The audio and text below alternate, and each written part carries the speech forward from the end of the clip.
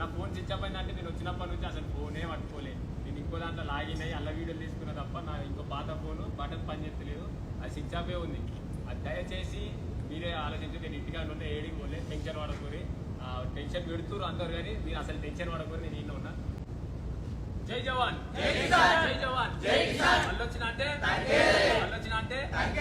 అన్న నేను ఏడికి పోలే. అన్ని తప్పుడు సమాచారాలు అవి. నేను ఇంటికాన్నే ఉన్నా, బరాబర్ ఇంటికాన్నే ఉన్నా. అన్న వాళ్ళు వచ్చే వరకు ఏడున్నానో వీళ్ళు చెప్తాను. అన్న ఏడున్నానా మీరు వచ్చినప్పుడు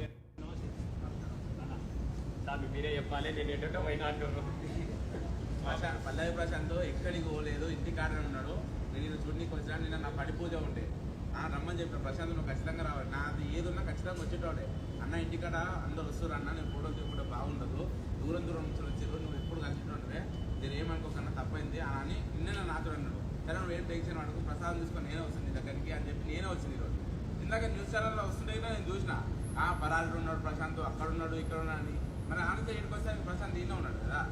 ఇగో ఇట్లాంటివి పెట్టుడు, తప్పుడు పెట్టుడు పెట్టకండి. ఎందుకంటే ఒక మనిషి జీవితం ఇది. ఇక్కడ ఉన్నాడు మనిషి, మనందరం మన కళ్ళం కూడా కనబడతారు కదా.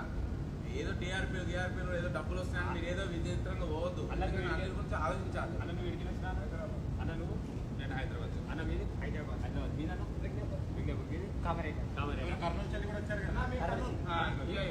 అన్న వాళ్ళు పత్తికుంటానంట. ఎక్కడ ఉన్నాడు పత్తికొండ, హైదరాబాద్, కామారెడ్డి చూసి కదా. ఇంతమంది ఇన్ని ఊర్ల నుంచి వచ్చినా నేను ఈయనే ఉన్నా. నేను ఏడికి పోలే. నా వల్ల ఏదన్నా ఇబ్బంది కలిగితే దయచేసి నన్ను క్షమించండి. కానీ నేను ఎటువంటి తప్పు చేయలే. ఎవరో